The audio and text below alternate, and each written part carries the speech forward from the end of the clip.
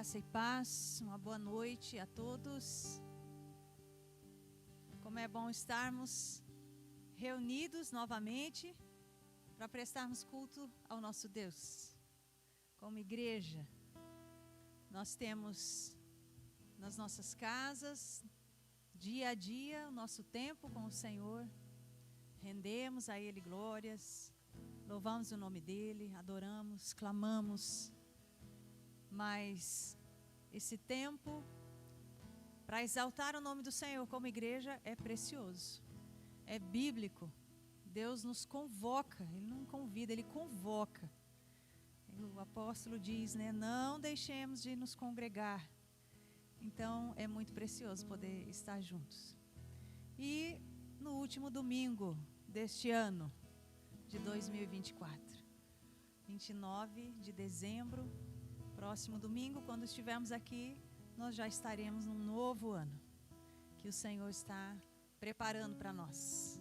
Então é tempo de gratidão, é tempo de trazermos à memória aquilo que vivemos, né, com o Senhor neste ano, agradecermos pelas vitórias, pelos desafios, pelo tempo de crescimento, de maturidade, pelos ensinamentos, por tudo que vivemos, por tudo que Deus nos proporcionou, por estarmos aqui, né, terminarmos um ano. Quantas pessoas não tiveram essa oportunidade? E nós estamos aqui encerrando este ano. E eu queria convidar a igreja para que nós pudéssemos ler um texto que compartilhamos aqui no nosso momento de intercessão. Eu ia compartilhar outro texto, mas o Senhor falou no meu coração, né, com o texto de Daniel, profeta Daniel, no capítulo 2. Daniel diz aqui algo assim muito profundo a respeito de quem é o Senhor. Lembrem que ele está diante de Nabucodonosor, e ele então nesse momento se levanta e fala essas palavras, né? Daniel capítulo 2, versículo 20, diz assim: e disse, o 19 termina assim, né? Daniel louvou o Deus dos céus e disse: louvado seja o nome de Deus para todo o sempre. A sabedoria e o poder a Ele pertencem. Ele muda as épocas e as estações. Ele destrona reis e os estabelece. Dá sabedoria aos sábios e conhecimento aos que sabem discernir. Revela coisas profundas e ocultas. Conhece o que jaz nas trevas, e a luz habita com ele. Esse é o nosso Deus. Deus que é de eternidade a eternidade. Nós nem podemos imaginar o que seja isso, porque nós somos temporais. Nós contamos a nossa vida, né, pelos dias, os meses, os anos, e são poucos, e em breve se encerram. Mas o nosso Deus, Ele é de eternidade a eternidade. Com Ele está toda a sabedoria e todo o poder. É Ele quem dá entendimento aos sábios, é Ele quem estabelece reis, é Ele quem destrona reis. Não somos nós com o nosso voto, mas é Ele quem estabelece os governantes. Ele é quem domina sobre todas as coisas, determina como as coisas funcionam. Ele estabelece os tempos, Ele muda as estações. Se nós vivemos um ano porque Ele permitiu, se um ano inicia é porque Ele está permitindo. Esse é o nosso Deus. Ele domina sobre tudo e sobre todos. E Daniel aqui louva o nome do Senhor. E nessa noite nós somos mais uma vez, como igreja, convidados a louvarmos e adorarmos o nome do Senhor. Não precisa haver outro motivo. Nós não precisamos estar nos sentindo bem. Nós não precisamos que as coisas estejam tudo bem nas nossas vidas, porque via de regra não estão. Todos temos passado por desafios, lutas, dificuldades, enfrentamentos, mas o nosso único motivo de estarmos aqui, de louvarmos ao Senhor, é por quem Ele é. Ele é o Rei dos Reis, Senhor dos Senhores. Ele domina sobre todas as coisas. Ele está no controle de todas as coisas, do universo inteiro. Ele está no controle da minha vida e da sua vida. Entra ano, sai ano, Ele continua reinando no trono. Eu quero convidar você a se colocar de pé no início desse culto. E já colocar o seu coração diante do Senhor. Não sei como que você veio até aqui, com essa chuva, as dificuldades que você teve para chegar, a decisão que você tomou para vir, o que você deixou em casa. De repente deixou família, parentes. Eu deixei, minha família está aqui me visitando, mas eles estão lá, nós viemos aqui, depois nós vamos lá de novo. Mas nós temos um único motivo para estarmos aqui. Que seu coração esteja alinhado nessa noite para exaltar o nome desse Deus, em nome de Jesus. Fecha os teus olhos, baixa a tua cabeça, começa a exaltar esse Senhor. Traz Ele à sua memória, traz os seus benefícios à sua memória, o que Ele fez esse ano que passou, as lutas, mas também as vitórias, as bênçãos, os desafios, mas também o crescimento, a maturidade, os ensinamentos que Ele trouxe para a sua vida, o que te acrescentou. Traz à sua memória os benefícios do Senhor. Ele merece toda a honra, toda a glória, todo o louvor. Ele é exaltado, Ele domina sobre todas as coisas. A sua bondade é infinita. Ele é fiel, bondoso, generoso. Ele é o nosso Salvador, Senhor e Rei das nossas vidas. Ele é aquele que perdoa os nossos pecados. Ele é aquele que purifica os nossos corações, os nossos lábios, as nossas mãos. Ele é aquele que recebe as nossas vidas imperfeitas na sua presença. Ele concede a nós a sua presença todos os dias. Incondicionalmente, Ele prometeu que estaria conosco todos os dias das nossas vidas, e Ele é fiel e Ele tem cumprido isso.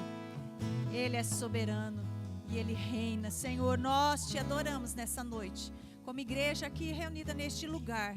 Estabelecemos aqui um altar para o Senhor, o nosso Deus, e queremos, Senhor, te dar toda a honra, toda a glória, todo o louvor.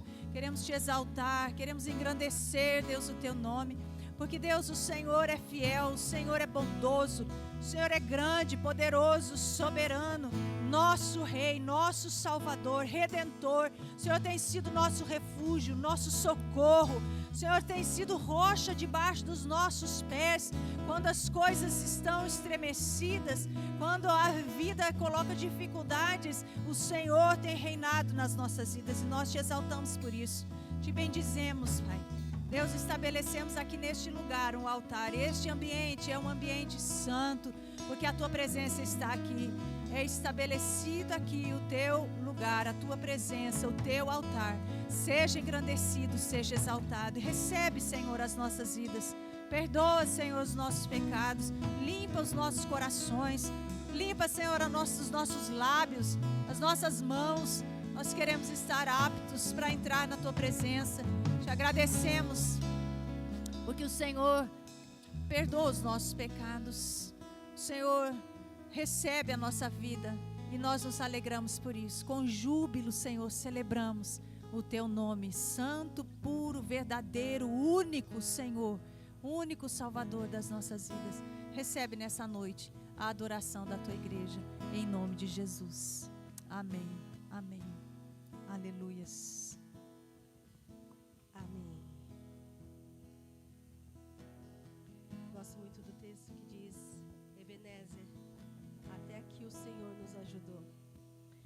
E hoje a Sá trouxe uma meditação falando sobre o Deus imutável, um Deus que não muda, um Deus que permanece, o Deus que conhece os nossos dias, que conhece todos os nossos dias de 2025, ainda que ele ainda não aconteceu, ele já sabe.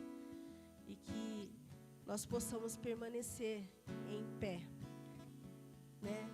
Essa música que nós vamos cantar diz que estamos de pé. E eu penso que se não fosse o Senhor diante das batalhas que cada um de nós enfrentamos nesse decorrer de 2024, nós não estaríamos de pé, né? É Ele que tem nos sustentado, é Ele que tem fortalecido. E é tão bom saber que Ele não muda, que Ele é um Deus o mesmo ontem, o mesmo hoje, o mesmo será o mesmo em 2025.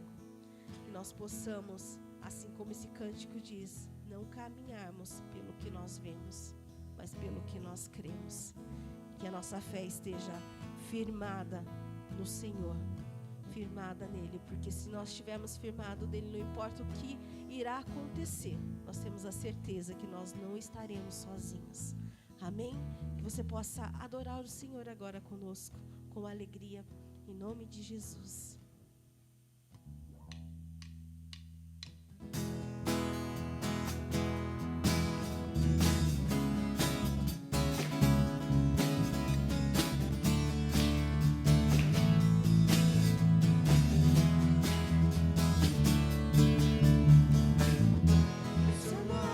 Mas não desanimados, perplexos, mas não desesperados, estamos de pé. Perseguidos, mas não abandonados, abatidos, mas não destruídos, estamos de pé. Não caminhamos pelo que vemos, o que nos move é o que nós cremos. Nação Santa, somos a igreja, vivemos por fé, estamos de pé. Perseguidos, mas não abandonados, abatidos, mas não destruídos, estamos de pé. Não caminhamos pelo que vemos, e o que nos move é o que nós cremos. Nação Santa, somos a igreja, vivemos por fé, estamos de pé.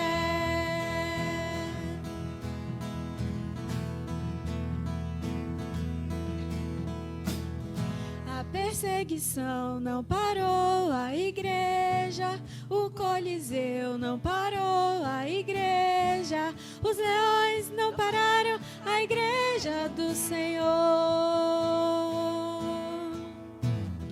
O inferno não pode prevalecer, vamos avançar, não vamos parar de crescer. Ninguém pode parar a igreja do Senhor. A perseguição não parou a igreja, o Coliseu não parou a igreja, os leões não pararam a igreja do Senhor. O inferno não pode prevalecer, vamos avançar, não vamos parar de crescer. Ninguém pode parar a igreja do Senhor. Não caminhamos pelo que vemos,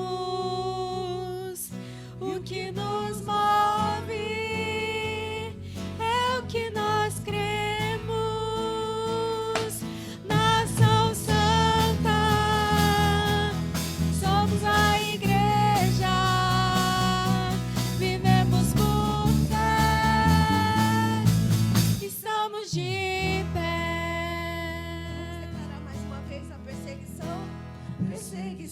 Não parou a igreja, o Coliseu não parou a igreja, os leões não pararam a igreja do Senhor. O inferno não pode prevalecer, vamos avançar, não vamos parar de crescer. Ninguém pode parar a igreja do Senhor. A perseguição não parou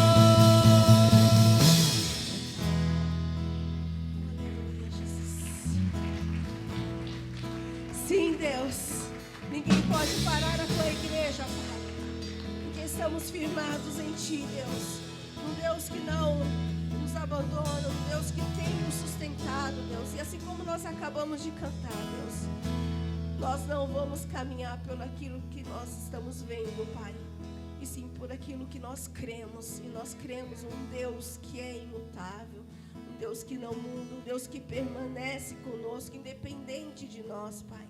Um Deus fiel que não nos abandona, Senhor. Obrigado, Espírito Santo de Deus, porque o Senhor sempre está presente conosco e essa é a nossa certeza, Pai. Por isso nós entregamos a Ti, Pai, os nossos dias, porque o Senhor é quem governa os nossos dias. É o Senhor quem tem o controle das nossas vidas, Senhor. Em nome de Jesus, Senhor.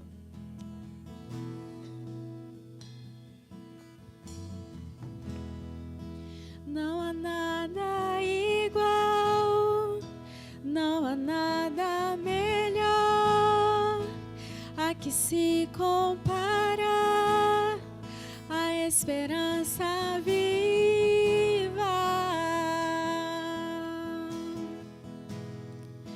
Tua presença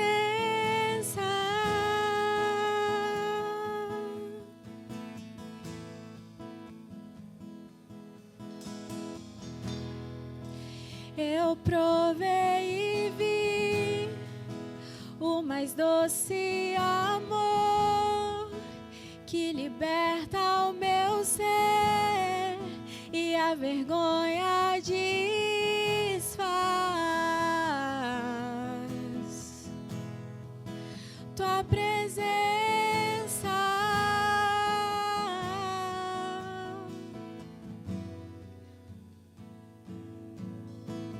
Santo Espírito, és bem-vindo aqui.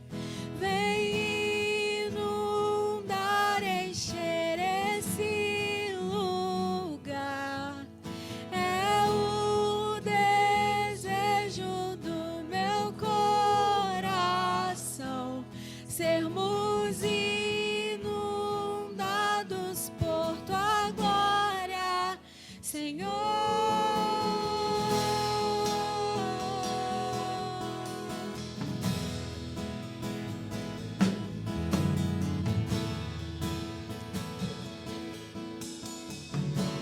Declare mais uma vez.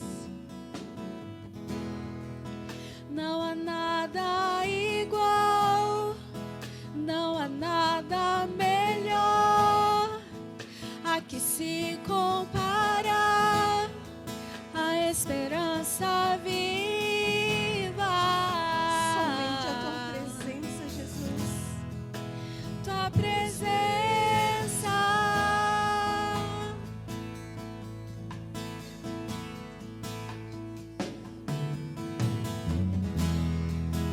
eu provei e vi o mais doce amor que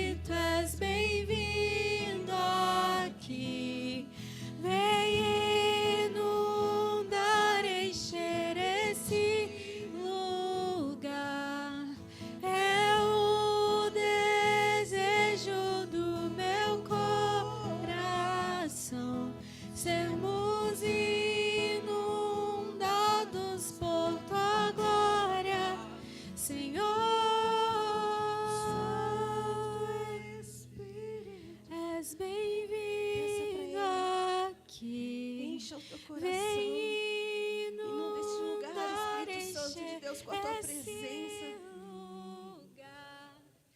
É o desejo do meu coração, sermos inundados por tua glória, Senhor.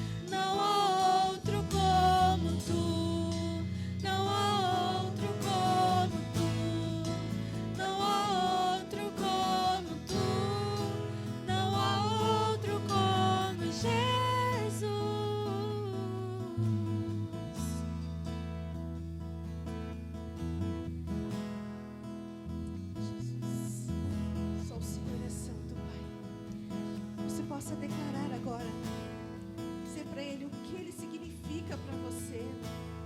Que possa nascer uma canção do seu coração, direto no coração dEle. Não se prenda à letra da música, mas que você possa adorar Ele com as tuas palavras. Senhor, Tu és santo, Tu és poderoso, Jesus. Nós te exaltamos, Senhor, porque o Senhor é Deus, o Senhor é poderoso, Pai. Deixa eu ficar nesse lugar todos os dias da minha vida. Uma coisa vou pedir.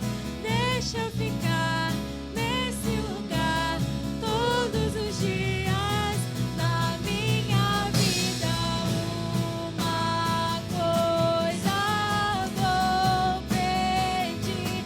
Deixa eu ficar nesse lugar todos os dias da minha vida. Uma coisa vou pedir. Deixa eu ficar nesse lugar todos os dias.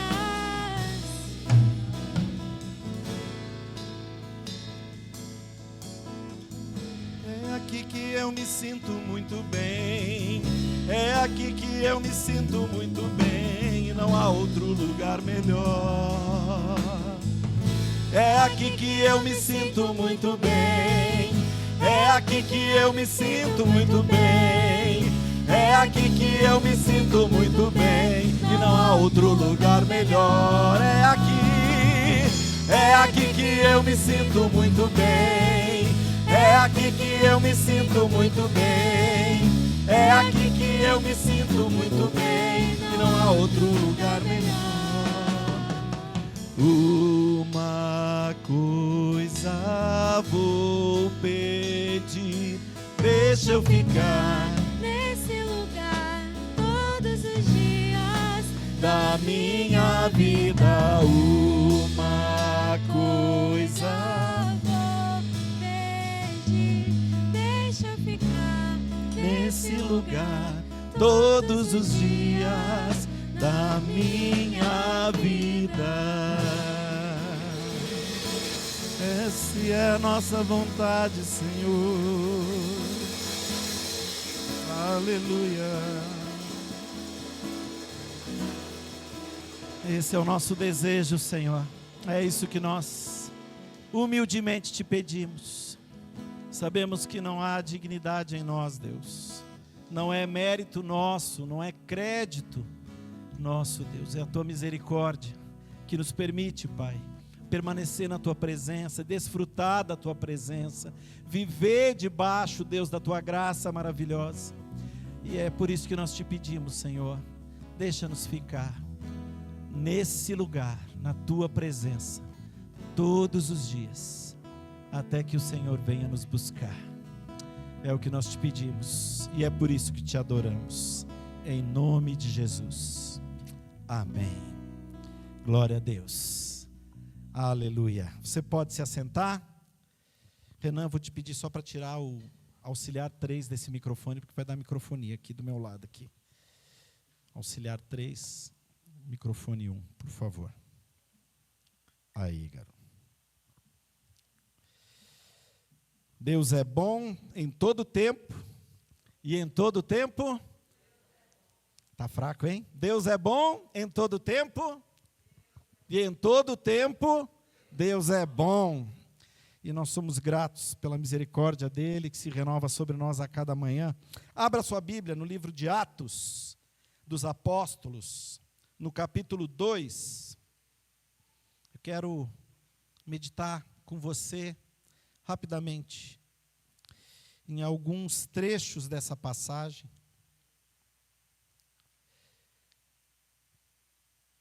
Atos, capítulo 2, nós vamos ler dos versos 1 ao 13 e depois vamos dar um pequeno salto. Atos 2, a partir do verso 1, diz assim a palavra do Senhor: Chegando o dia de Pentecoste, estavam todos reunidos num só lugar. De repente veio do céu um som, como de um vento muito forte, e encheu toda a casa na qual estavam assentados. E viram o que parecia línguas de fogo que se separaram e pousaram sobre cada um deles. Todos ficaram cheios do Espírito Santo e começaram a falar outras línguas, conforme o Espírito os capacitava. Havia em Jerusalém judeus, devotos a Deus, vindo de todas as nações do mundo. Ouvindo-se o som, ajuntou-se uma multidão que ficou perplexa, pois cada um os ouvia falar em sua própria língua. Atônitos e maravilhados, eles perguntavam: acaso não são galileus todos esses homens que estão falando?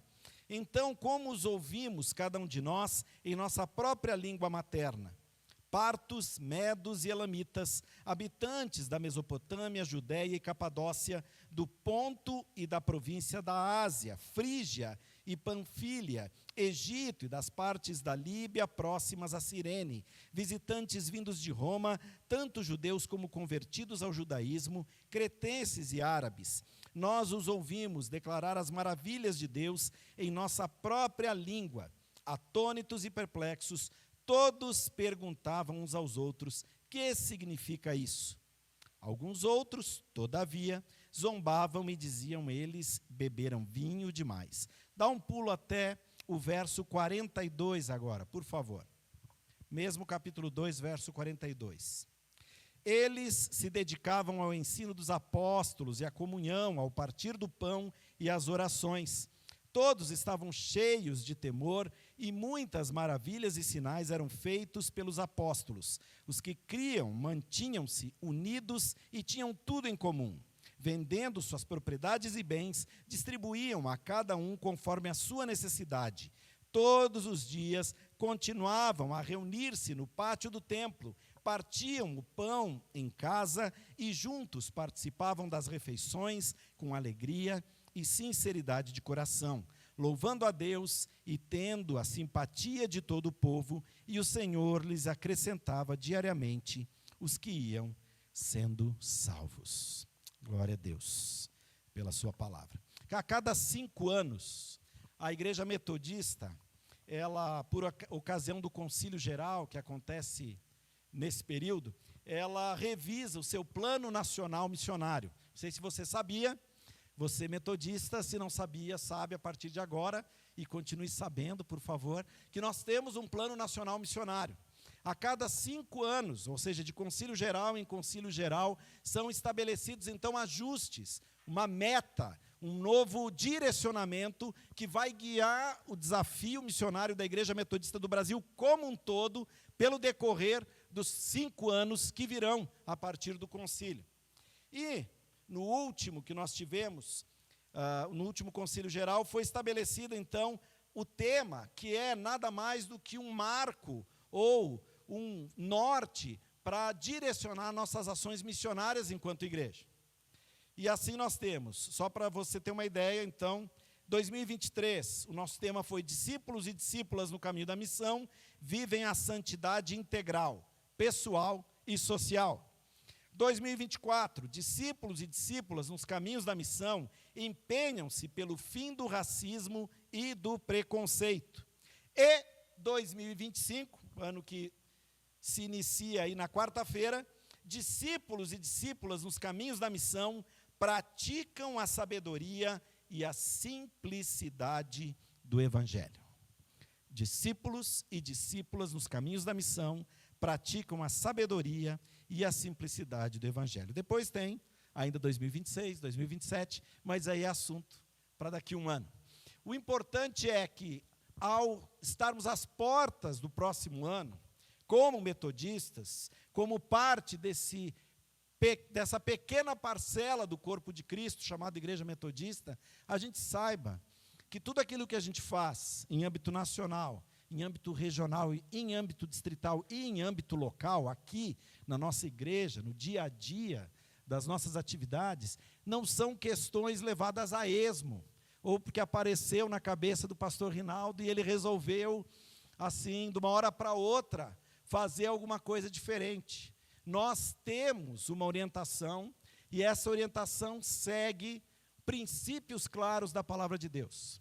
E esses princípios sobre os quais nós norteamos toda a caminhada da igreja, ela, para esses próximos 5 anos, ou para esses 5 anos, nos quais nós estamos, desde 23, para esse exercício de 5 anos, no qual nós estamos desde 23, ele passa por aquilo que a palavra de Deus traz nessa passagem de Atos, na qual nós lemos.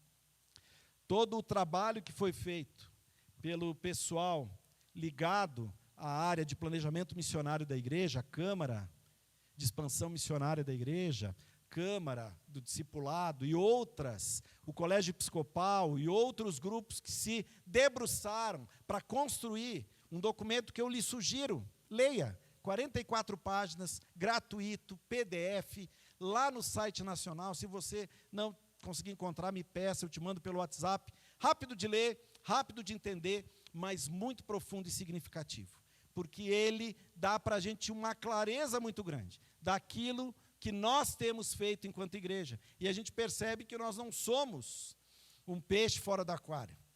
A Filadélfia não é um peixe fora do aquário, o Matão não é um peixe fora do aquário. Nós fazemos parte de um projeto maior que nasceu no coração de Deus e que foi entregue à igreja através de um grupo de homens e mulheres que se dedicaram a estudar, estabelecer estratégias para que a gente avançasse nesse período. E a parte muito interessante é que essa passagem que nós lemos, ela serve de marco, e se você se debruçar comigo por alguns instantes, a partir de agora, sobre esse pequeno trecho de Atos 2 que nós lemos, você vai perceber claramente que muito daquilo que a gente faz no dia a dia aqui faz sentido, muito daquilo que a gente tem vivido até aqui faz sentido, e muito daquilo que vai acontecer na vida dessa igreja, daqui para frente, incluindo 2025, faz sentido. Não é por acaso, e não é porque alguém sonhou uma noite, é porque Deus semeou no coração de diversas pessoas, e juntas elas estabeleceram algumas diretrizes. Atos, à luz desse texto que nós lemos, ele nos traz 3 questões: um evento, um movimento e um fundamento. E o documento, ele está organizado dessa forma. E é fantástico perceber isso na dinâmica da igreja. Vamos começar com a ideia do evento. Nós lemos Atos 2, a partir do verso 1, os discípulos reunidos em Jerusalém ali, aguardando que a promessa de Jesus se cumprisse. Jesus, então, ressuscita ao 3º dia, se reencontra com os discípulos, passa a caminhar com eles mais 40 dias, preparando-os para algo que seria a próxima etapa no processo de redenção, ou seria o fechamento do processo da obra de redenção de Jesus. Uma obra que começa com o nascimento de Jesus em Belém, com o estabelecimento do seu ministério público, passa pelo seu batismo, passa por todos os milagres, tem o seu ápice na cruz do Calvário, tem então o seu a preparação do seu grande final na ressurreição, mas que ainda precisava ser completa através da vinda do Espírito. Foi a promessa de Jesus. Eu vou, mas eu vou mandar, vocês não estarão sozinhos. Eu estou indo para o meu Pai, mas eu vou mandar alguém que vai caminhar com vocês para a consolidação da obra, da missão que eu deixei para vocês de ir e fazer discípulos. É assim que Jesus encerra a sua conversa com seus discípulos, antes de ser assunto aos céus. E é exatamente isso que acontece. Depois daquele período de resguardo, eles ali na expectativa, o que estava acontecendo, qual seria o próximo passo, a Bíblia diz então que eles reunidos em Jerusalém são então visitados pelo Espírito Santo de Deus. Mas mais do que simplesmente visitados, como foram tantas vezes Davi, Sansão, outros grandes homens e mulheres de Deus relatados no Antigo Testamento, dessa vez o Espírito não vem só para visitar, ele vem para fazer morada, ele vem e sela. Ele diz, bom, agora se cumpre a promessa, agora se cumpre efetivo e completamente o projeto de redenção de Deus para a humanidade. Está aqui o Espírito, para habitar em todo aquele e toda aquela que nele crê. todo aquele e toda aquela que o reconhecer como Senhor e Salvador. E isso acontece através de um evento. Entra naquela casa, diz que línguas como fogo, um vento forte, algo que não tem como não ver como um ato sobrenatural. Algo indescritível, algo fora do padrão natural. Um evento que move, que mexe com as pessoas, que chama a atenção, que balança. É isso que o Espírito faz. E na sequência, pela ação desse Espírito, um outro evento se desdobra. Aqueles homens simples, desprovidos de estudo formal, se levantam e com autoridade falam, e aquele monte de gente que veio de um monte de canto para Jerusalém, para cultuar, ouve a mensagem do Evangelho com poder e autoridade na sua própria língua. Um outro sinal, um outro evento, algo sobrenatural. Tanto que eles começam a se questionar, mas esses caras aí, não são aqueles, em outras palavras, não são aqueles que não sabem nem falar direito a própria língua deles? Quando eles estão falando, não são aqueles, não são galileus, eles estão querendo dizer mais ou menos, viu, esses caras aí, esses aí, estão falando o meu idioma. O árabe está entendendo em árabe, o grego está entendendo em grego. Como é que pode isso? Algo sobrenatural, um evento. E a palavra diz que 3.000 se convertem numa levada e são batizados. É interessante que Jerusalém, pelo menos os relatos arqueológicos dizem que não tinha capacidade para batizar 3.000 pessoas em um dia no mesmo lugar. Não há onde, não há espaço, não há local. Jerusalém fica na serra, não é no litoral, não tem o mar ali, é em cima, no monte. Então, provavelmente, foi um negócio que tomou a cidade toda, porque tinha gente sendo batizada em todo canto, tinha gente sendo batizada em tudo que era, tinha muito tanque cerimonial espalhado. Provavelmente o cara se convertia, dizia, vem cá, se o cara tivesse uma poça, batizava o cara na poça. Não, eu quero ser batizado. Onde é que tem água? É aqui. Então, gente, não duvidem se você chegar no céu e descobrir que teve gente que foi batizada por imersão, mas tiveram uns lá que o cara mal e mal pingou umas gotas. Tu quer ser batizado? Está aqui, ó. É o que eu tenho aqui no bolso. Pega o meu cantil, vira na cabeça do cara, está batizado em nome do Pai, do Filho e do Espírito. E está aqui. Nova criatura é. Um evento. Só que, veja como é a sabedoria de Deus. Um evento por si só, ele mexe. Ele faz, né? Ele sacode a gente. Se você olhar para a sua história, você tem muitos eventos. Provavelmente, alguns aqui têm umas histórias fantásticas de conversão, que começam em um evento. É uma cura sobrenatural, é um livramento sobrenatural, é uma visão sobrenatural de alguma coisa, é um encontro sobrenatural com alguém, é uma palavra sobrenatural, uma revelação que eu ouvi da boca de alguém, e que naquela hora disse, gente, como é que pode? Só pode ser Deus. Não é possível. É uma coisa fora do comum. E isso marcou a tua história. Isso marcou a tua vida, como marcou daquele povo que ouviu essa mensagem com poder e autoridade na sua própria língua. Mas e se morresse só aí? Se morresse só aí, e entrar para a história, e talvez 6 meses, 1 ano depois, ninguém mais lembraria. Ainda mais em Jerusalém, debaixo do domínio romano, aquela panela de pressão que era aquilo ali, com aquele monte de gente de tudo que era canto. Muitas outras coisas dividiam a atenção, né? Não tinha internet, não tinha Google, mas tinha a Rádio Peão, já corria, gente. Volta e meia, decapitava alguém, já mudava o assunto. Alguém era preso, algum famoso era preso, mudava o governante, o assunto mudava. Se fosse só o evento pelo evento, muito provavelmente, em uma considerável parcela de tempo, ele tinha caído no esquecimento. Mas aí vem o mover de Deus. Aqueles homens que ouvem essa mensagem e acolhem, eles olham para Pedro e perguntam, e agora? O que a gente faz? Legal, 10 esse Jesus, perfeito, beleza, ótimo, eu quero, mas a minha vida está torta, pelo que tu pregou aí, e pelo que eu estava vivendo até aqui, a coisa não está muito certa. E agora? o que eu faço? E aí os apóstolos começam, então, sob a direção do Espírito de Deus, um movimento. A gente tem um evento, esse evento gera movimento. As pessoas são impactadas e elas respondem a isso. Elas respondem a isso. Elas são instigadas, elas são provocadas a mudar de alguma forma, ou pelo menos a procurar, ou se propor a viver mudança, né? A gente usa muito a palavra movimento, e a gente tem alguns aqui, né? A gente se envolveu, a gente tem encontro com Deus é movimento, reencontro com Deus é movimento, legendários é movimento, são diversos movimentos que Deus vai gerando e que vão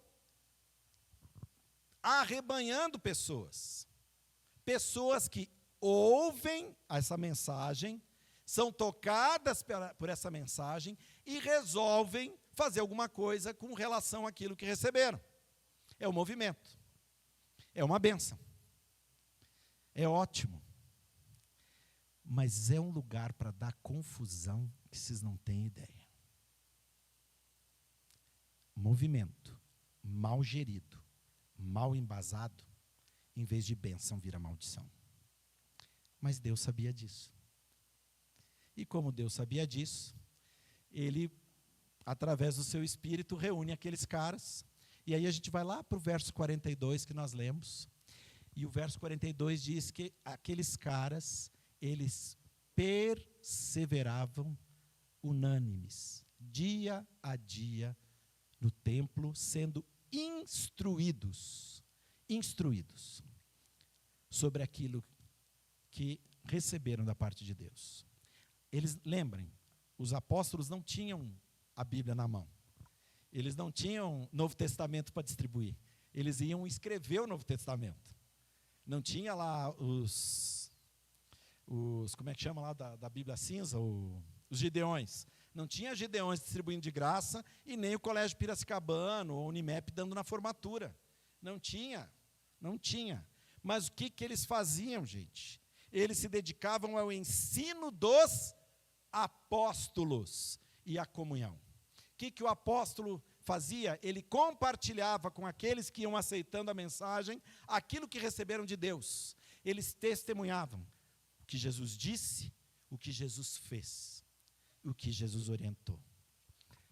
Um evento que deu lugar a um movimento que avançou e chegou até hoje porque se estabeleceram fundamentos. Evento, movimento, fundamento.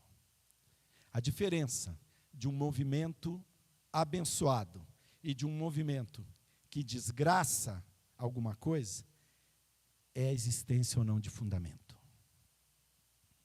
Por isso que a gente faz tudo com muito cuidado. E você que congrega aqui com a gente há algum tempo já percebeu isso. A gente testemunha, a gente põe pilha para você ir, para você participar do encontro, participar do reencontro, participar do Legendários, participar das ladies, e do que vier, do que Deus mandar e que vier da parte dele, que a gente receber com tranquilidade da parte do Espírito, que é bom e que vai contribuir, a gente vai mover também. Mas, gente, o fundamento é o que mantém a gente na linha. Aquele monte de gente que aceitou Jesus do dia para a noite, aquele monte de gente que resolveu abraçar aquela novidade do Evangelho da graça de Cristo Jesus, algo totalmente diferente do que aquilo que eles criam, totalmente diferente daquilo que eles viviam, o que deu sustento e trouxe essa mensagem até mim, até você hoje, aqui nesse lugar, foi fundamento. Sem fundamento, evento vira história, movimento se perde. E infelizmente, na história da igreja, a gente tem muita coisa que começou muito bem, começou com a motivação certa, começou com o livre desejo de levar as pessoas para mais perto de Jesus, mas por falta de fundamentação se perdeu. A doutrina tem a ver com o correto crer, entender e explicar a fé. O conjunto dos ensinos que fomenta a identidade do povo cristão, como a encarnação de Cristo, a sua ação salvadora no poder da ressurreição, o batismo com água, a unção do Espírito Santo, a criação do mundo por Deus, são alguns dos pilares doutrinários. A doutrina requer conhecimento, estudo e tem a ver com a aceitação intelectual do que está sendo ensinado. Por isso, os apóstolos, como diz ali 2:42, os apóstolos ensinam a doutrina. Os apóstolos, eles se debruçavam a ensinar. E aí, gente, é o que faz a diferença no movimento de catarse. Sabe o que é catarse? É histeria coletiva. Alguém já ouviu falar de Jim Jones? Não é do tempo de vocês, né? Jim Jones, na década de 70, era um pregador norte-americano muito famoso, que carregou milhares de pessoas para a Guiana Francesa, aqui, pertinho da gente, para a Guiana. E eles se suicidaram coletivamente, tomaram veneno. Quando o FBI chegou no lugar para prender o cara, só encontrou corpos. Sabe o que é isso? Catarse. Muito movimento, muita emoção, choradeira, e arrepio, e bababá, e revelação para cá, e revelação para lá, e revelação do lado, revelação do outro, e fundamento nenhum. Fundamento nenhum.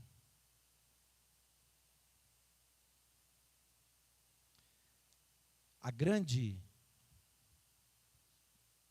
prova de que a gente tem fundamento é quando a gente leva para segunda-feira aquele compromisso que a gente assume no altar no domingo, quando vem no apelo, sabe? Quando o pastor convida e vem todo mundo, se ajoelha, chora e tal. Sabe qual é a diferença da catarse e da ação do Espírito de quebrantamento? É o que vai acontecer na segunda com quem chorou, tremeu, se arrepiou.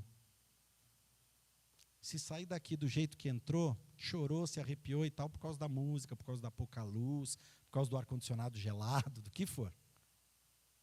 Mas não foi pela ação do Senhor.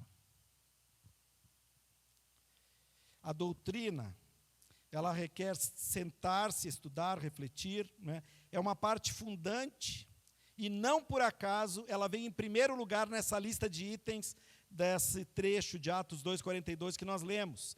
Na sequência ele vai falar na comunhão, é na abertura ao relacionamento com outras pessoas que nós evitaremos o risco do legalismo e do farisaísmo, que podem ser entendidos como uma visão da doutrina descolada ou desassociada da vida. Porque se eu simplesmente me torno um doutor da lei, conhecedor profundo da doutrina, mas não tenho a experiência da vivência prática dela na comunhão da igreja, é muito fácil eu virar juiz. É muito fácil eu me colocar na posição de alguém que julga os méritos do outro, enquanto cristão, enquanto cristã.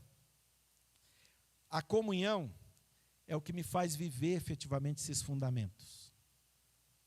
Porque é ali que eu vou ver esse fundamento sendo colocado na prática, com sangue, suor e lágrimas, na vida do outro e na minha vida. Porque a gente sabe, gente, a vida cristã, às vezes é 3 passos para frente e 1 para trás. Infelizmente, às vezes dá uma crise, dá 3 para trás e 1 para frente. Aí alguém vai lá, te dá a mão, não, vamos, mais 3 passos para frente. E assim vai indo.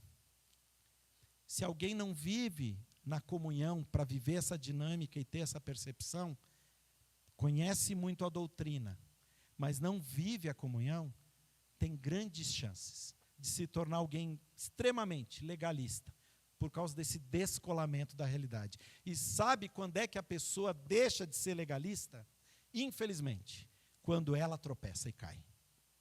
Porque aí ela descobre que ela não está acima de ninguém, e que ela não é melhor e mais santa do que ninguém.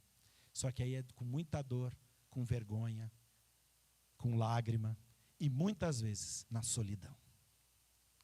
Então, eles perseveravam juntos, no ensino dos apóstolos, na comunhão.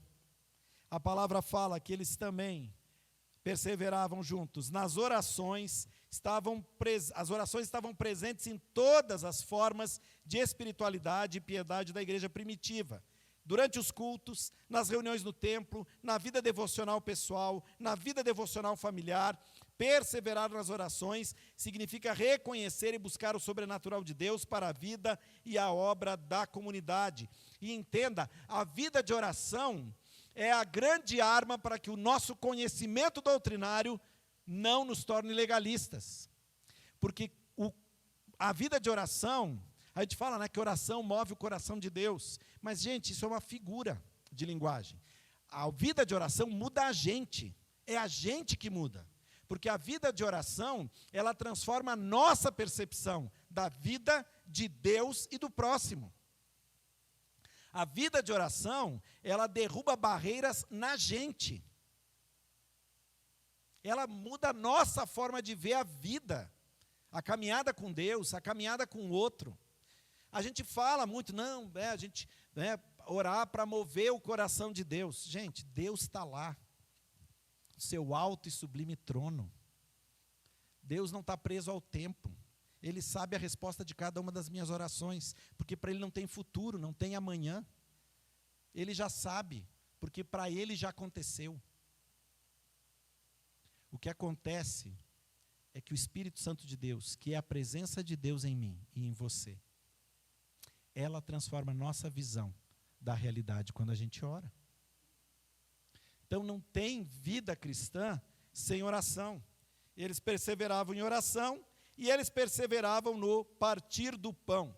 A contrapartida da espiritualidade é a solidariedade expressa no partir do pão.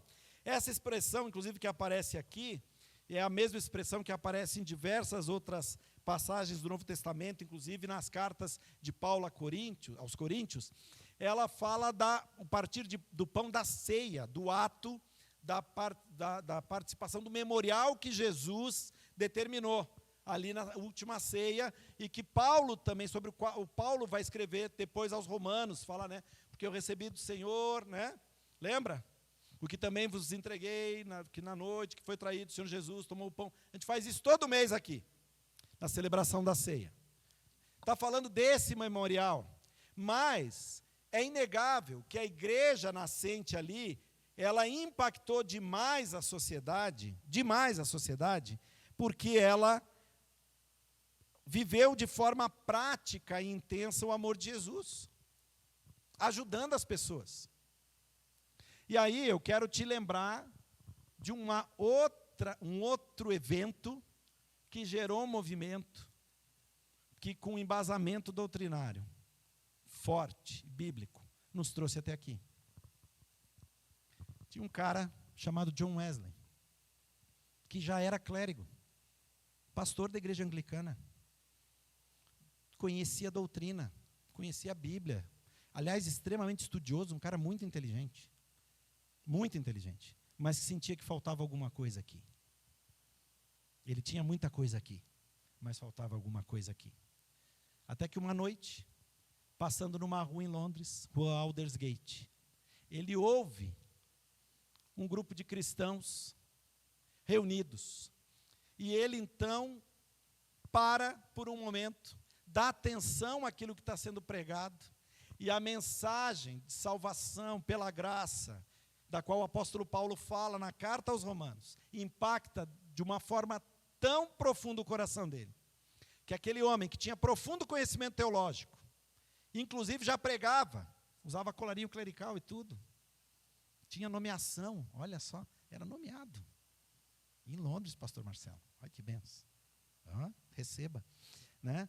O cara nomeado lá. Ele então descobre que, na verdade, todo aquele conhecimento que ele tinha só fazia sentido, porque um dia Jesus morreu na cruz por ele. E nada que ele fizesse, nem todo o conhecimento que ele tinha adquirido, era capaz de pagar aquilo que Jesus tinha feito na cruz por ele. Um evento. Só que esse evento criou um movimento. Esse cara começa a espalhar isso.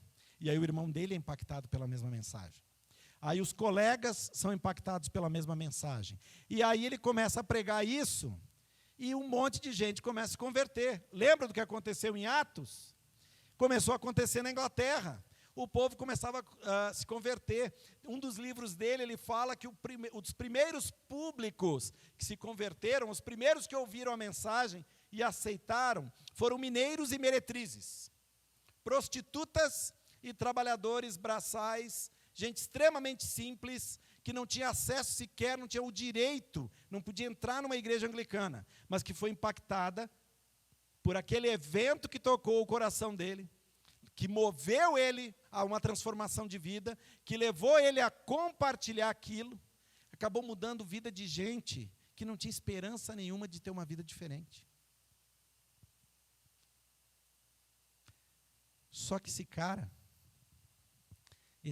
ele tinha rigor doutrinário, e é por isso que nós estamos aqui, 2 séculos e lá vai pedrada depois. Nós estamos aqui. Por isso que nós ainda somos uma igreja metodista, apesar da gente volta e meia quebrar os canecos, quebra, viu? De vez em quando a gente se estranha, a gente vai para concílio, às vezes a gente se olha atravessado, às vezes a gente acontece umas coisas assim que, porque o ser humano está lá, o espírito está, mas o ser humano também está lá, a carne milita contra o espírito, e não é um colarinho clerical que faz isso, que faz o homem ir embora de uma vez. Mas, a despeito de tudo, nós estamos debaixo ainda, a duras penas, brigando, em alguns casos quase de forma improvável, mas militando debaixo de um mesmo evangelho, porque houve fundamento. E esse homem entendia que para entregar o evangelho para aquele povo, ele precisava fazer alguma coisa para mudar a história deles. Não sei se vocês sabem, o movimento metodista foi o grande precursor do movimento contra a escravatura na Inglaterra. Nasce na igreja metodista. E tem um metodista. Tem inclusive filme, viu? Veja no Netflix, muito bonito, conta a história dele. Né? O metodista leva isso às últimas consequências para acabar com o movimento escravocrata. Não só na Inglaterra, mas também nos Estados Unidos. Escolas, creches. Você já ouviu falar do Exército da Salvação? O Exército da Salvação nasceu na igreja metodista, você sabia? Para angariar roupa e alimento, porque o pessoal descobriu que a mensagem do evangelho tinha um impacto muito maior quando eu chegava para alguém com frio e dizia, Jesus te ama. Está aqui um casaco. Jesus te ama. E está aqui um prato para cuidar da tua fome. A gente tem, gente, e aí é diabólico isso. A gente tem, e isso se criou, um celeuma que se criou por diversas razões, mas no decorrer das últimas décadas, a gente tem uma ideia de que o evangelho, tal do chamado evangelho pessoal e o evangelho social, eles não caminham juntos. Quem semeou isso no coração da igreja foi o diabo, viu? Tenha certeza disso. Tenha certeza disso, porque Jesus, em momento nenhum, falou isso. Jesus pregava com a sua vida de todas as formas. Ele curou gente, ele alimentou gente. E ele falou da salvação. John Wesley usava uma expressão que eu acho muito interessante, né?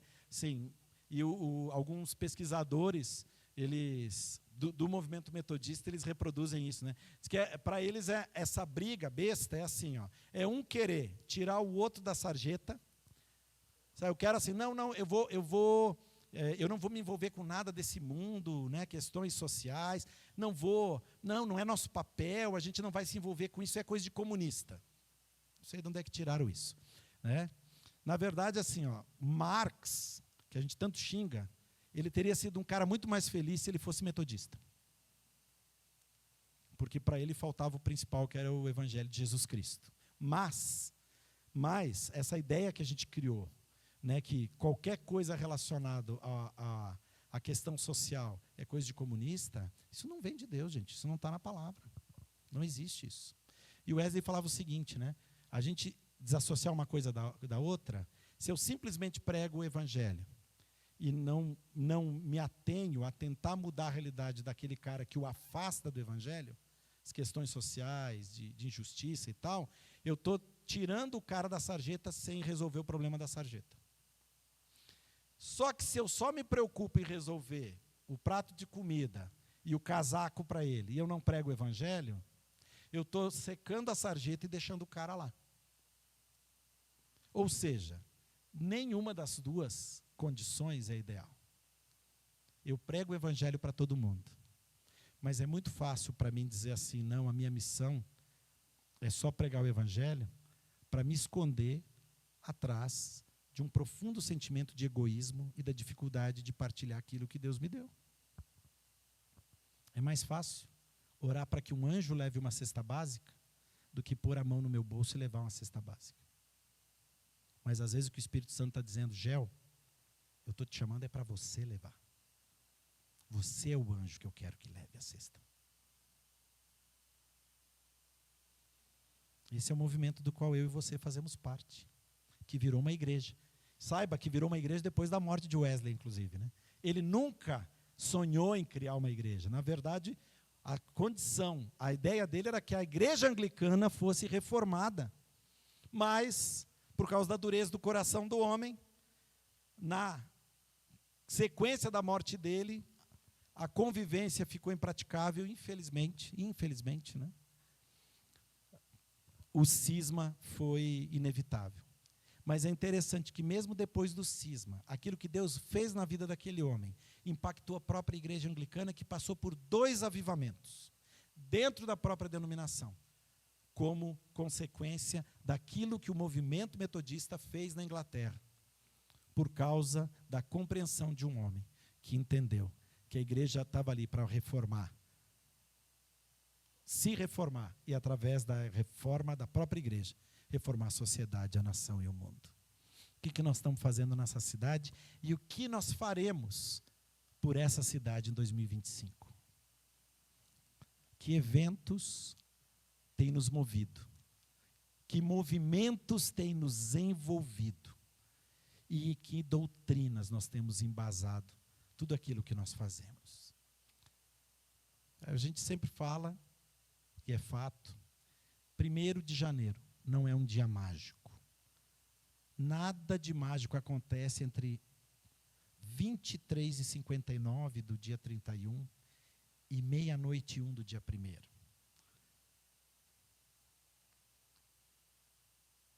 É um dia depois do outro. O que vai fazer a diferença é a minha postura e a sua postura. A gente faz um monte de resolução de ano novo, não faz? Não tem problema fazer, mas está na hora dela sair do papel. Que igreja nós seremos para essa cidade em 2025? E sobre que fundamentos nós faremos tudo aquilo que estamos nos propondo a fazer em 2025? Para ser bênção, para ser algo transformador, para levar as pessoas aos pés da cruz, precisa ter fundamento. E para ter fundamento, eu preciso conhecer profundamente quem é esse Deus, a quem eu sirvo e a quem eu digo que amo. Baixe sua cabeça, eu quero orar com você.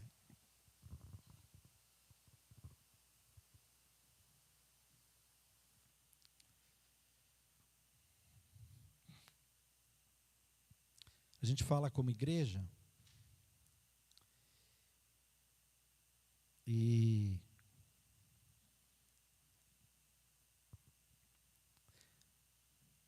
a gente corre o risco de sempre terceirizar, né? Quando a gente fala como igreja, uma preocupação que eu tenho é nós lembrarmos que igreja somos nós, juntos, reunidos, como parte do corpo, como parte do propósito. Ninguém é igreja sozinho, né? Isso é uma outra mentira do diabo. É uma outra falácia. Só há igreja quando há comunhão do corpo, quando aqueles e aquelas que foram alcançados pela mensagem da graça salvadora de Jesus, que se reconheceram como pecadores, carentes dessa graça, e que humildemente fizeram de Jesus seu Senhor e seu Salvador. Somente quando esses estão juntos, não só fisicamente, mas debaixo de um mesmo propósito, caminham. Mas às vezes, pelo fato de ser algo coletivo, a gente tem a facilidade de julgar. A igreja faz isso, a igreja não faz aquilo, a igreja deixa de fazer aquele outro. Porque a gente tem facilidade de se excluir, principalmente quando a gente faz um juízo negativo de valor. E quando a gente lança propósito, também é muito fácil. É o objetivo da igreja para 2025 é esse. E aí talvez eu seja tentado a pensar, bom, como é todo mundo junto, se eu levar a sério ou não levar, não faz muita diferença. Porque eu sou só mais um na conta. Mas não é verdade.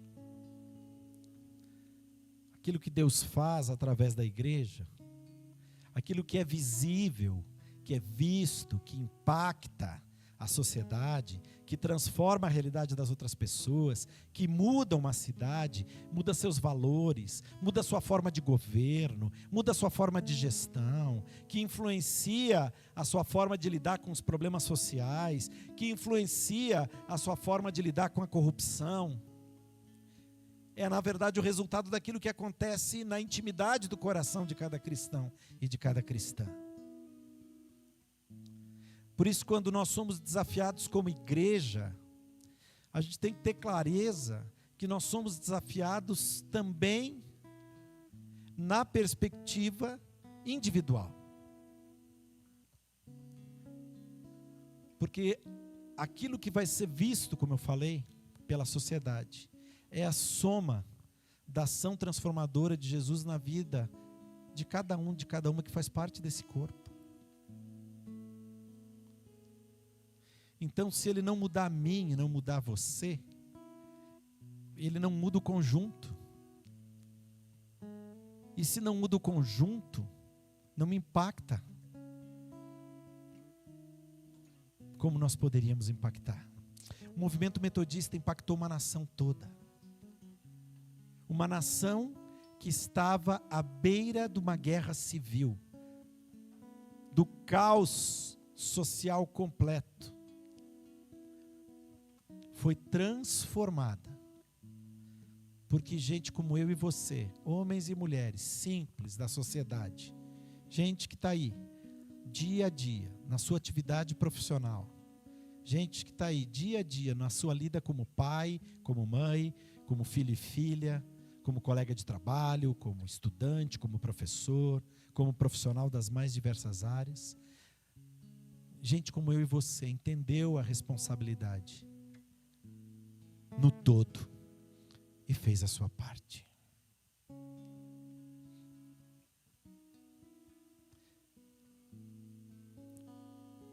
Quando as pessoas testemunham que essa igreja ou aquela outra igreja está fazendo algo, está fazendo a diferença, está ajudando a mudar a história de um bairro, de uma região, está impactando a vida de pessoas, está impactando a vida de casais, está impactando a vida de jovens, está impactando a vida de adolescentes. Muitas vezes, eles têm a percepção do todo. E isso é muito bom, porque não evita o personalismo, né? Não é a igreja do pastor fulano, da pastora Beltrana, não é o ministério do apóstolo A ou do profeta B. É a igreja, o corpo de Cristo. Mas a coisa só acontece porque ali se formou um grupo de pessoas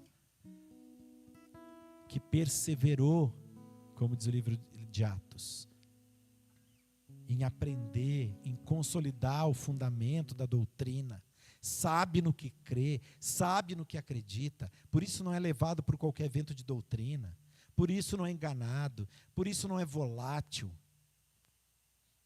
por isso não é Maria vai com as outras, tem firme clareza do que crê, no que acredita, pelo que vive, e vive de acordo com os princípios que prega. Gente que ama a Deus sobre todas as coisas e que ama o próximo como a si mesmo. O final do trecho que nós lemos de Atos disse que aquilo que aconteceu ali. Mesmo em meio àquela situação caótica pela qual Jerusalém passava naquele tempo. Mas aquilo que era vivido por aquele grupo, aquilo ali conquistou a simpatia das pessoas. E pela conquista da simpatia, dia após dia, o Espírito Santo de Deus ia acrescentando os que iam sendo salvos.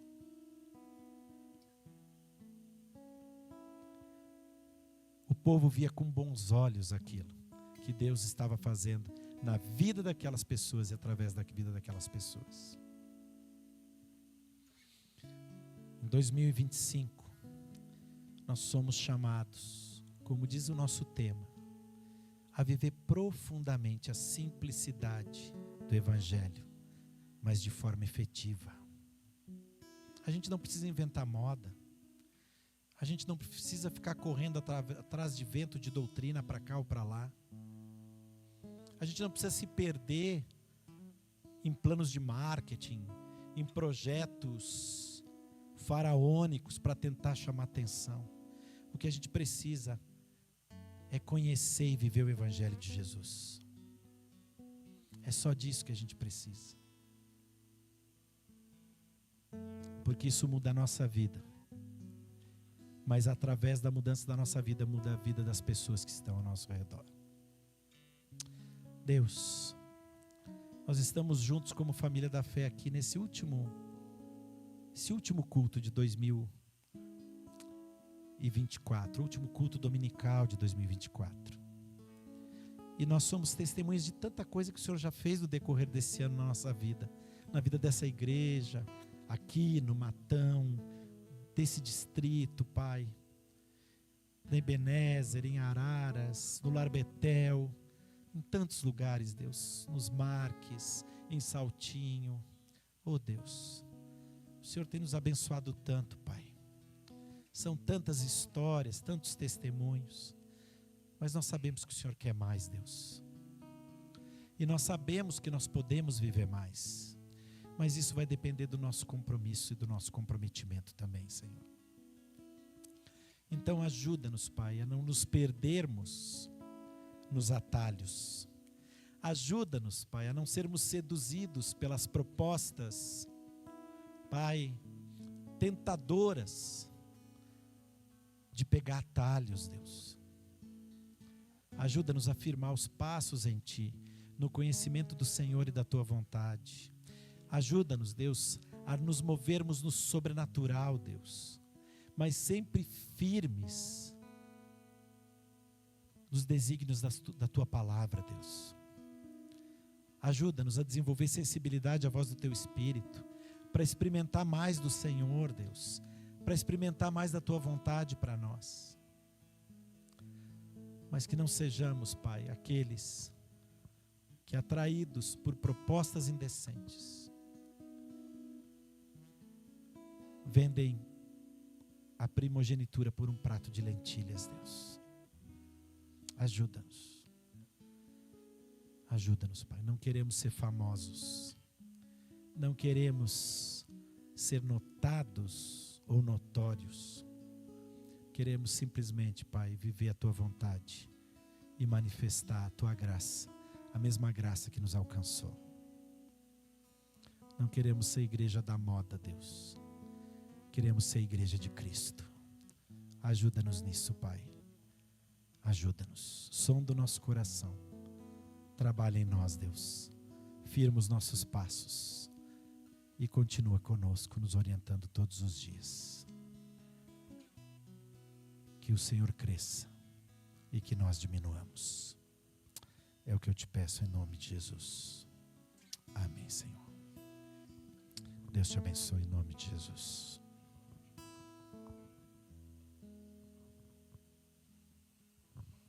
Glória a Deus.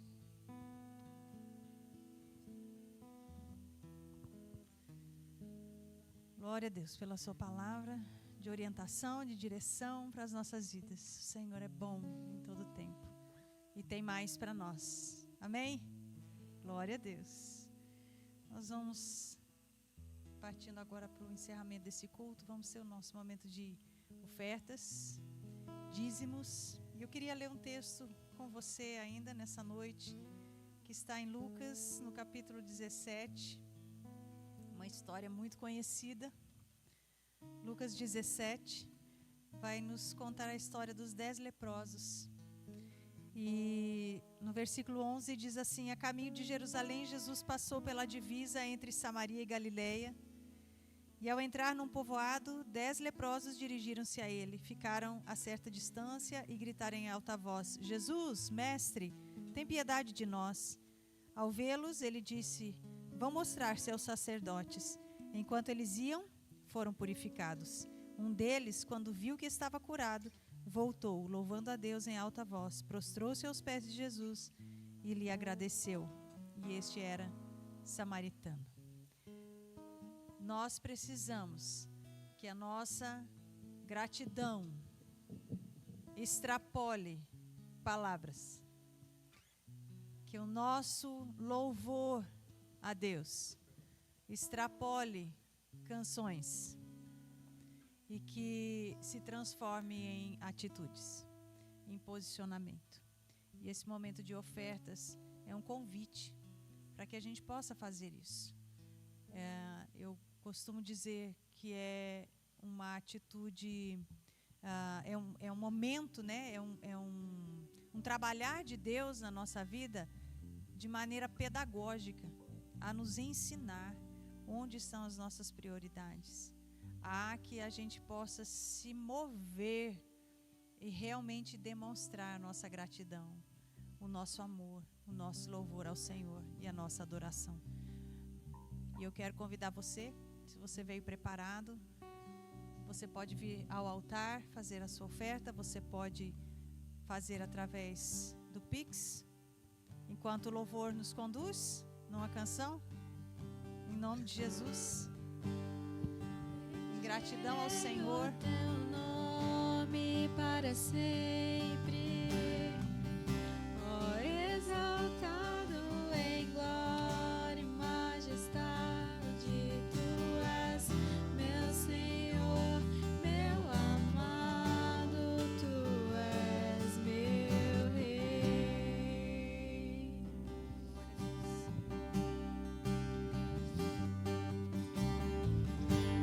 Bendirei o teu nome. Se coloque de pé nesse momento.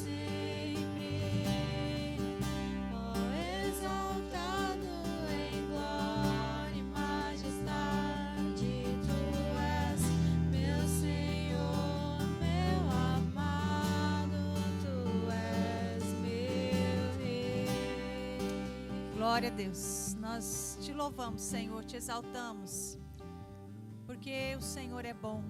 Tu és o nosso Senhor, nosso amado, tu és o nosso Deus. Senhor, nosso coração se coloca diante da tua grandeza, reconhecendo quem nós somos. Nós precisamos de ti. Em gratidão ao que o Senhor tem feito, em gratidão a quem o Senhor é em nós, nós ofertamos ao Senhor.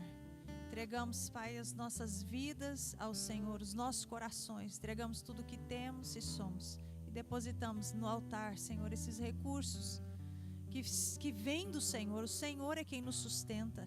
E reconhecemos isso. Vimos a Tua presença.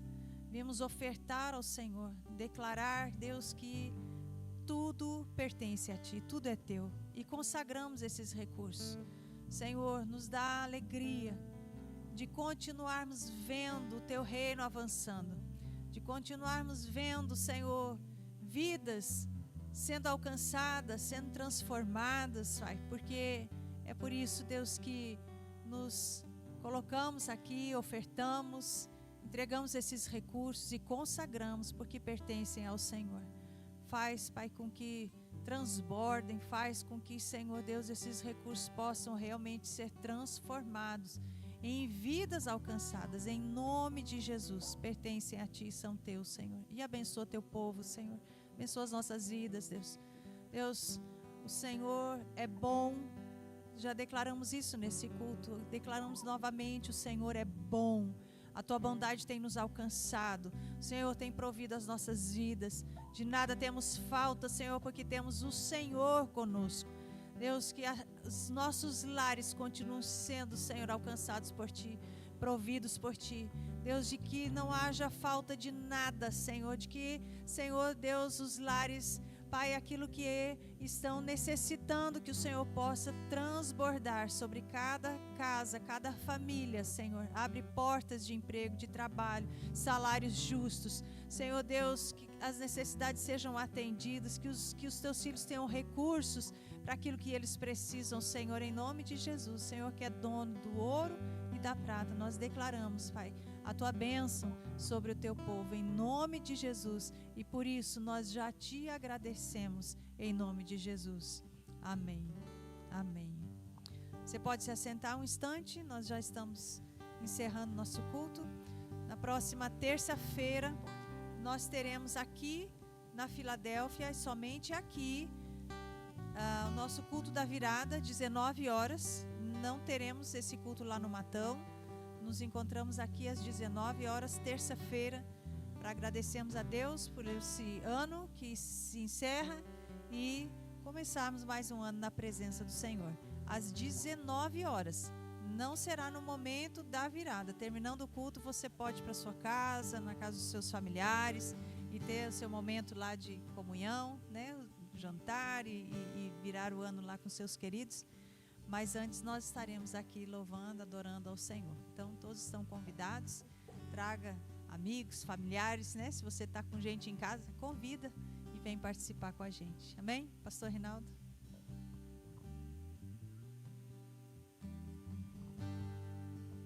Aleluia, louvado seja o Senhor. Foi abençoado nesse culto? Glória a Deus. Deus é bom. Obrigado, pastor Fabiano. Que Deus continue usando a sua vida poderosamente. Palavra abençoada para nós. E falando aí, né, que igreja nós queremos ser, né, em 2025, né?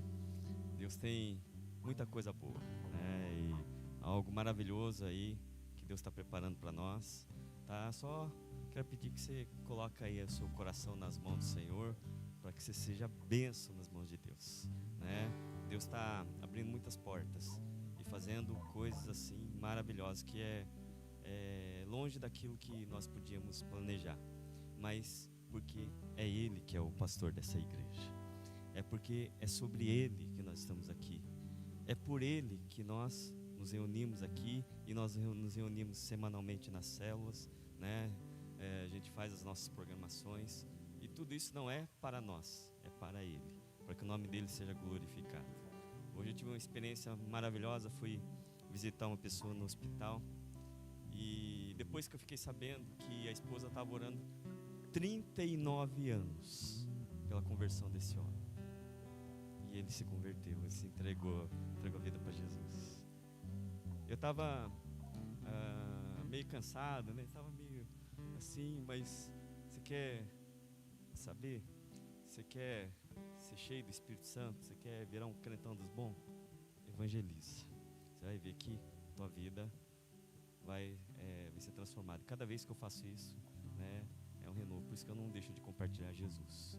Qualquer lugar, qualquer situação, qualquer oportunidade, é a oportunidade de apresentar esse Jesus que salvou a minha vida, salvou a sua, transformou nossas vidas, né? E nós continuaremos nessa missão.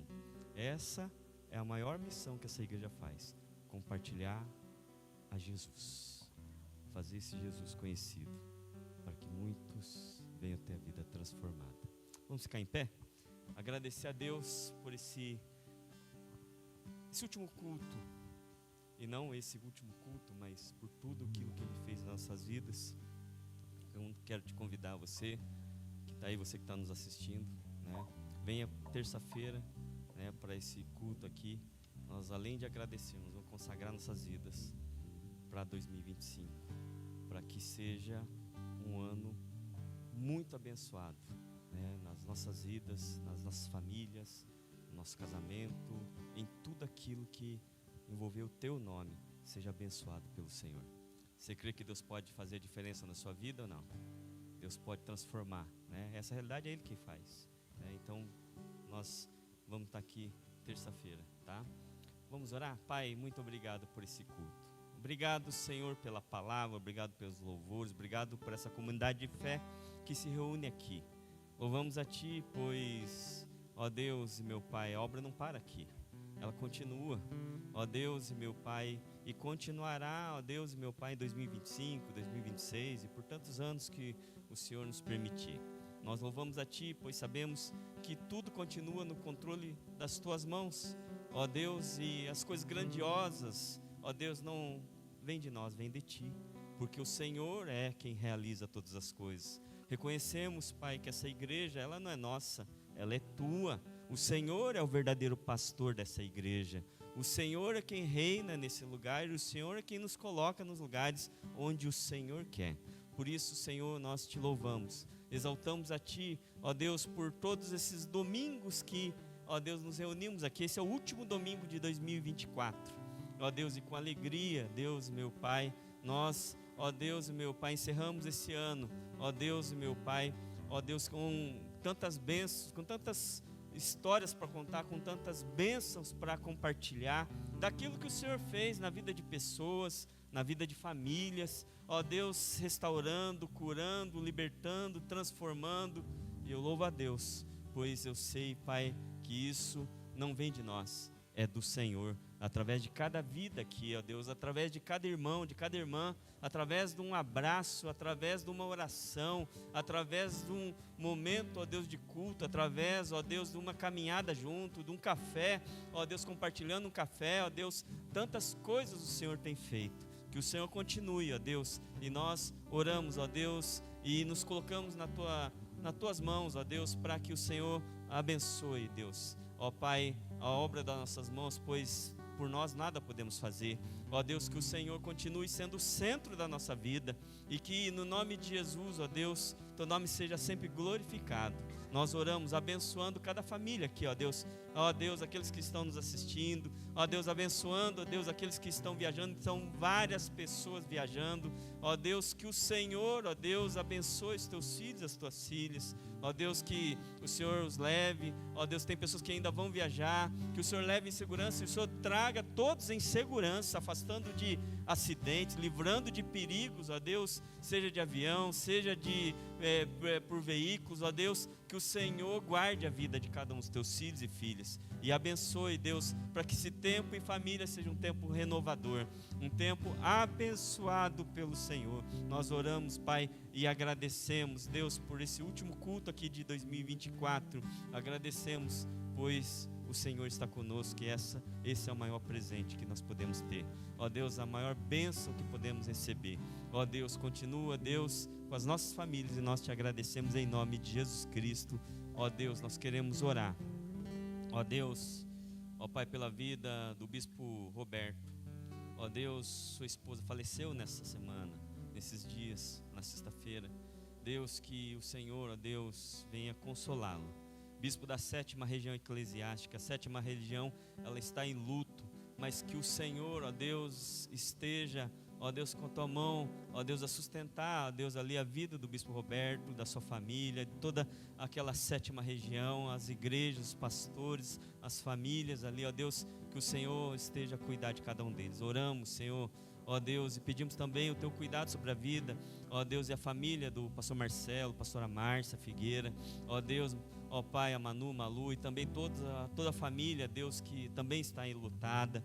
Que o Senhor, Deus, esteja a sustentá-los, e sabemos que é o Teu Espírito Santo a confortar nesse momento. Que o Senhor esteja a ajudá-los, e nós oramos, Pai, agradecidos, porque sabemos que todo cuidado é Teu, todo amor é Teu, e nós Te agradecemos, Pai. Muito obrigado, Senhor Jesus Cristo, Espírito de Deus, continua a ministrar os nossos corações. Nós Te agradecemos em nome de Jesus. Amém e amém. Que a graça do nosso Senhor Jesus Cristo, o amor de Deus, nosso Pai, e as consolações do Espírito Santo sejam sobre vós e sobre todo o povo de Deus, hoje e para todos, sempre, sempre. Amém e amém. Deus abençoe. Louvado seja o Senhor. Aleluia.